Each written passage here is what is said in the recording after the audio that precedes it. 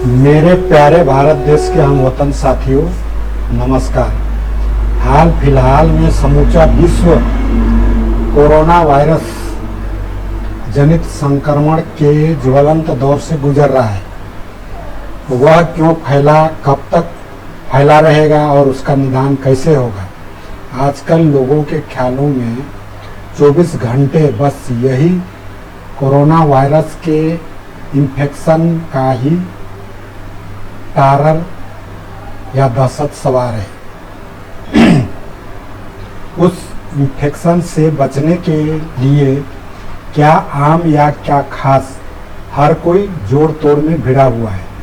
उसी क्रम में देखें तो हमारे देश भारत में भी विगत के 42 दिनों से लॉकडाउन लागू किया गया है।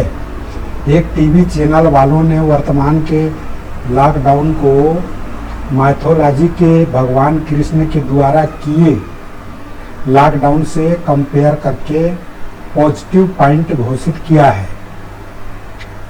ज्योतिष को समस्या, प्रॉब्लम और समाधान, सॉल्यूशन दोनों ही कहा जाता है।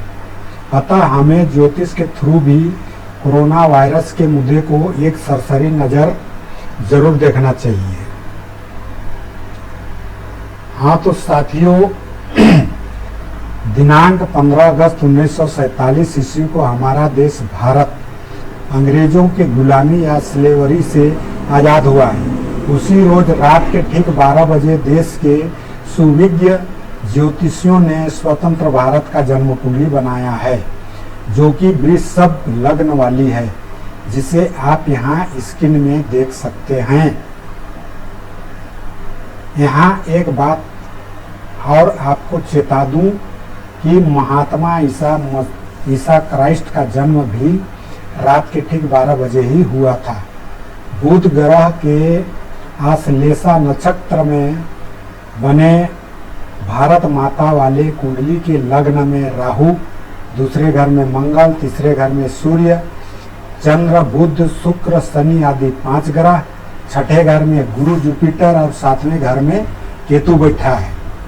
राहु केतु के बाईं तरफ के ग्रिप में ही सारे ग्रहों के बैठने से भारत माता के कुंडली में कारकोटिक नामक कालसर्प योग बना है। स्वतंत्र भारत के प्रथम प्रधानमंत्री पंडित जवाहरलाल नेहरू जी के कुंडल में भी शंखपाल नामक कालसर्प योग था। अन्य मैचिंग को देखें तो भारत के 3 ओर समुद्र से घिरे हुए हैं और पंडित नेहरू का जन्म भी गंगा, यमुना एवं सरस्वती नदी के त्रिवेणी संगम में बसे प्रयाग इलाहाबाद में हुआ था।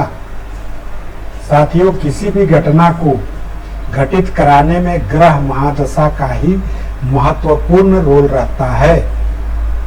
जब भारत माता की कुंडली बनी तब बुध की महादशा 9 वर्ष 5 माह 20 दिन शेष रहे थे, जो कि तारीख 5 फरवरी 1957 ईस्वी तक चले। फिर केतु की 7 साल, शुक्र की 20 साल, सूर्य की 6 साल, चंद्रमा की 10 साल, मंगल की 7 साल आदि महादशाएं भी चले। विगत तारीख 6 फरवरी 2007 से अगले 5 फरवरी 2025 ईस्वी तक भारत माता पर राहु की महादशा चल रही है। अब चूंकि भैया मैं पवन पुत्र हनुमान तो हूँ नहीं कि अपनी छाती को फाड़कर आपको सच दिखाऊं। अगर मेरी बात पर यकीन ना हो रहा हो तो आप तारीख 15/8/1947 ईस्वी, समय 12 बजे रात, स्थान दिल्ली आदि डिटेल को अपने कंप्यूटर में अपलोड करके उपरोक्त सच्चाई को बखूबी देख व समझ सकते हैं। ओके साथियों, भारत माता के कुंडली में 6, 8 एवं 12 आदि त्रिक या दुख स्थान के मालिक क्रमशः शुक्र षष्ठेश, गुरु अष्टमेश एवं मंगल द्वादशेश बने हैं। विगत तारीख 6 फरवरी 2000 से 5 फरवरी 2007 ईस्वी तक भारत माता के ऊपर द्वादशेश मंगल की महादशा चली है। ज्योतिष में दक्षिण को मंगल एवं यमराज का दिशा माना गया है। कुंडली में मंगल शुरुआत में ही फलदायक शीर्षोदय राशि मिथुन में बैठा है। तो यहाँ आपको याद दिला दूं कि त्रिकेश मंगल के शुरुआती दौर के दशा काल में ही सन 2002 एवं 2003 ईस्वी के मध्य भारत के दक्षिणी हिस्से यानी साउथ इंडिया में सुनामी लहर का कहर बरपा था, जिसमें हजारों के तादाद में लोग यमलोक सिधार गए। एम आई राइट और क्या मैं सही हूँ?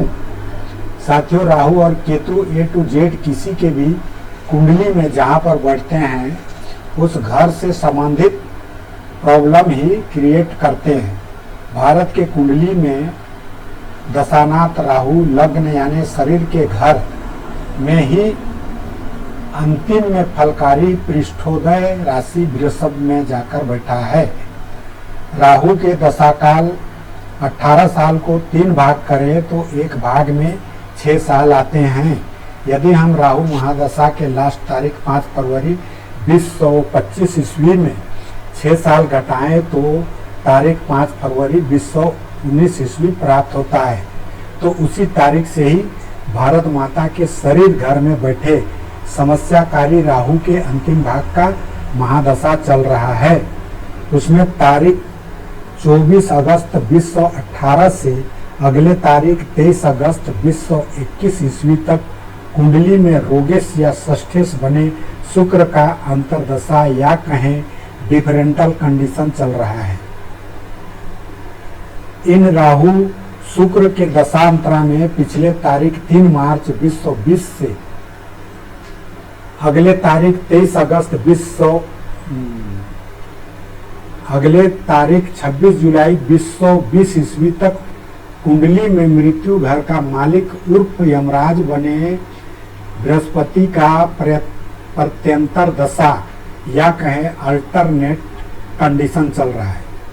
तारीख 19 मार्च 2020 को बृहस्पति मकर राशि में नीच हो गया है। एक तो अष्टमेश होकर करेला है ही, दूजा रेट्रोग्रेड या नीच राशि का निम्न चढ़ा भी हो गया है। साथियों, जब स्वतंत्र भारत की जन्म कुंडली बनी तब सारे ग्रह राहु केतु के बीच स्थित होने से ग्लोबल लेवल पर कालसर्प योग निर्मित था। वैसे ही वर्तमान में भी ग्लोबल लेवल पर कालसर्प योग बना हुआ है। शरीर घर में बैठे कालसर्प योग का मेकर एवं समस्याजनक राहु की महादशा, शरीर में रोगजनक शुक्र की अंतर्दशा और शरीर का मार्केस बने बृहस्पति की प्रत्यंतर दशा चलना यानी 3 तिकाड़े काम बिगाड़े या कहें 3 ट्रियस स्पाइन द वर्क वाला स्थिति बना, तभी हमारे भारत पर कोरोना वायरस के इन्फेक्शन का अटैक भी हुआ। निर्जीव होने के कारण भारत माता तो बेअसर ही रही, लेकिन उसके बासिंदे हम भारतीयों पर ज़्यादा ना सही आंशिक रूप से कोरोना वायरस का इन्फेक्शन अवश्य प्रकट हुआ, जिससे कि कई लोग यमलोक भी सिधार गए। साथियों, कारण और निदान ज्योतिष के थ्रू कोरोना वायरस के इन्फेक्शन से निजात पाने का पॉजिटिव पॉइंट यही है कि ए टू जेड जीवों के आत्मा का कारक सूर्य 14 अप्रैल 2020 से अपने उच्च राशि मेष पर चल रहा है। दिगर अगले 24 मई 20 से वक्री या रिवर्स होकर बृहस्पति अपनी राशि धनु की ओर लौटेगा तथा 29 जून 20 को उसमें वापस आ जाएगा। उसके बाद से ही कोरोना वायरस के इन्फेक्शन से पूरी तरह निजात मिलने की संभावना है। अगर माइथोलॉजी की माने तो शंख के ध्वनि से कोरोना वायरस जैसे सूक्ष्म विषाणु नष्ट हो जाते हैं। वैसे भी पूर्व काल के लोग शत्रुओं का मनोबल तोड़ने के लिए शंख बजाकर ही युद्ध घोष एवं युद्धारंभ भी किया करते थे। 5 जन्य शंखधारी भगवान कृष्ण ने गीता के उपदेश में फल की इच्छा ना रखकर केवल कर्म करने का आग्रह किया है, तो क्यों ना हम अपने अपने घरों में रोज सुबह शाम शंख बजाना आरंभ कर दे। साथियों, यह शंख वाला फ्री का या सस्ता सुझाव आर्गुमेंट या कुतर्क करने वालों को महज एक नॉनसेंस या बकवासी लगेगा। उनके ही सेटिस्फेक्शन के लिए यह छोटा सा दृष्टांत पेश है। कोई एक बीमार व्यक्ति वैद्य के पास गया। जांच परख के बाद वैद्य ने उसको 4 रुपये की गोली खाने को दिया। तभी वहां वही बीमारी के शिकायत को लेकर एक कार सवार व्यक्ति आया। वैद्य जी ने कार वाले से 400 रुपये लेकर सेम वही दवाई की गोली दिया। जब वह व्यक्ति गोली लेकर अपने राह चला गया, वह सब देखकर पहला मरीज चकित हो गया था। उसने माजरा पूछा तो वैद्य जी ने बताया कि जिस गोली को मैंने 4 रुपये में तुम्हें और 400 रुपये में कार वाले को दिया, वे दोनों ही गोली सेम है और उनका फायदा भी एक जैसा ही है। लेकिन यदि कार वाले को भी मैं सस्ते दाम 4 रुपये में ही दवाई की गोली दे देता, तो सिंपल सी बात है, उसका ईगो या कुतर्क इससे बिल्कुल ही ठेस नहीं करता। ऐसे में वह गोली को खाने के बजाय नॉनसेंस कहकर फेंक देता। अब चूंकि उसने गोली को महंगे दाम में खरीदा है, तो वह उसे पूरे यकीन के साथ खाएगा, और जब गोली को खाएगा तो उसका बीमारी भी अवश्य दूर हो जाएगा।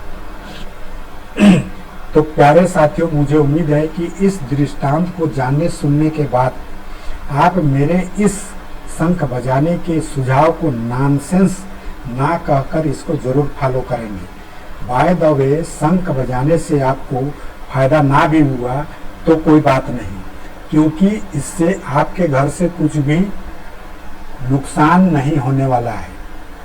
अतः लॉकडाउन का पालन तो करें ही करें, बैठे ठाले से बेगार भली, और देर आयत दुरुस्त आयत के तर्ज पर बिना देर किए सुबह शाम अपने अपने घरों में शंख जरूर बजाएं। ईश्वर सबको कोरोना वायरस के संक्रमण से बचाए रखे, यही शुभकामना के साथ धन्यवाद। जय हिंद, जय जोहार। सभार दिनेश्वर सिंह रौतिया, ग्राम पोस्ट चंद्रशेखरपुर, जिला रायगढ़, छत्तीसगढ़।